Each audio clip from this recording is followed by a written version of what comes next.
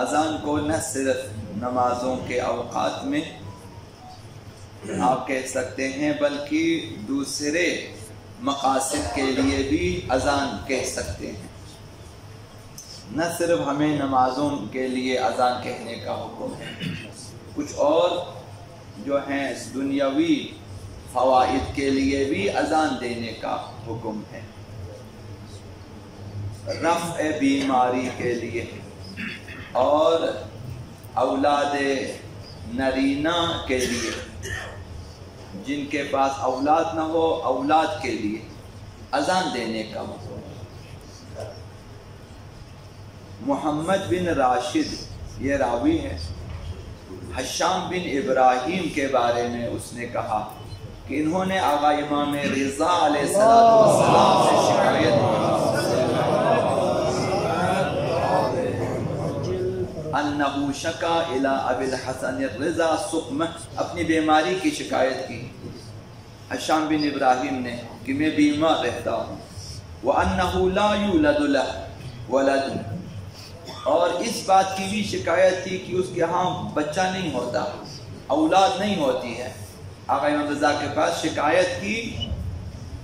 فَأَمَرَهُ أَن يَرْفَعَ صَوْتَهُ بِالْأَذَانِ فِي مَنزِلِهِ،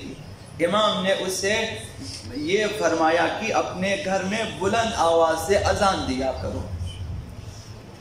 اپنے گھر میں اذان دیا کرو۔ حشام کہتا ہے کہ فَفَعَلْتُ، میں نے یہ کام کرنا شروع کر دیا، گھر میں اذان دینا شروع کر دیا۔ فَأَذْهَبَ اللَّهُ عَنِّي سُقْمِي، اذان کی برکت سے خداوند متعال نے میری بیماری بھی دور کر دی، وَكَثُرَ وُلْدِي، میری اولاد بھی زیادہ ہو گئی۔ اب یہ اس مقصد کے لیے کہ ہم لوگ اپنے گھروں میں جس طرح دنیا بھر کے ٹوٹکے استعمال کرتے ہیں تو ایک یہ ٹوٹکا بھی استعمال کریں، گھر میں اپنے بچے کو بتا دیں کہ گھر میں اذان دیں، گھر کے صحن میں جا کے اذان دیں، گھر کی چھت پہ جا کے اذان دیں۔ ایک تو اذان کا ثواب اپنی جگہ، گھر میں اس طرح سے برکتیں ہوں، اسی نیت سے کہ گھر سے بیماریاں دور ہو جائے اذان دیا کریں۔ امام رضا علیہ السلام سے بھی ایک روایت ہے، انہوں نے فرمایا اذن فی بیتک، اپنے گھر میں اذان دیا کرو،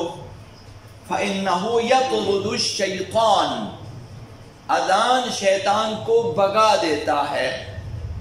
گھر سے شیطان کو بھگاتا ہے، تو گھر میں اذان دیا کریں۔ خواتین سے بھی کہیں اگر کوئی نامحرم نہیں ہے گھر میں مثلا تو وہ بھی اپنے گھر میں آرام سے اذان دیں۔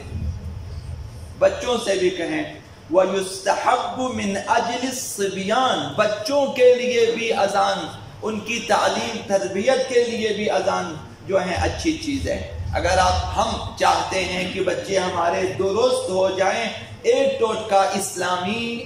اہل بیتی یہ ہے کہ گھر میں اذان دیا کریں،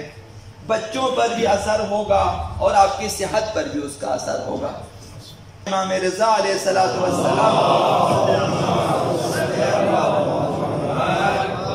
انہوں نے روایت کیا ہے کہ شکا رجل الی ابی عبداللہ علیہ السلام، ایک شخص نے آقا امام صادق علیہ السلام سے آ کر شکایت کی، کس چیز کی شکایت کی؟ الفقر، فقر و تنگ دستی اور ناداری کی شکایت کی کہ گھر میں تنگ دستی ہے، بازار میں مہنگائی ہے، معاشرے میں مہنگائی ہے، آمدنی کم ہے، فقر و تنگ دستی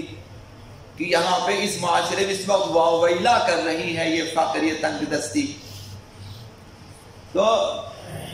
چھٹے امام سے شکایت کی، فقال اذن اذا سمعت الاذان كما يؤذن المؤذن، تو اس طرح سے اذان دے جس طرح سے مؤذن اذان دیتا ہے، یعنی جب مؤذن کی اذان سنے تو بھی اس کے ساتھ ساتھ اذان کہا کریں، اذان کے جملوں کو دہرایا کریں، اس کو کہتے ہیں حکایت الاذان، کہ اذان کو دہرانا۔ تو لہٰذا جب اذان کی آواز آ جائے تو ہم جو ہیں غور سے سنیں اور اس کے ساتھ ساتھ زیادہ سے زیادہ جو ہے اگر طولانی اذان بھی ہو 5 سے 6 یا 7 منٹ کی ہے، آپ آرام سے بیٹھیں گھر میں یا چھت پہ صحن میں کھڑے ہو جائیں، اذان کو سنیں، کسی اچھے اذان کو اس کے ساتھ ساتھ دہرایا کریں۔ ورنہ آج کل آپ کے موبائل پر بھی اذان جو ہے وہ آ جاتی ہے ٹائم پہ نماز کے اوقات میں۔ موبائل میں جب اذان جو ہے وہ بچنا شروع ہو جائے تو آپ بھی ساتھ ساتھ اذان کہا کریں۔ تو اذان کی برکت یہ ہے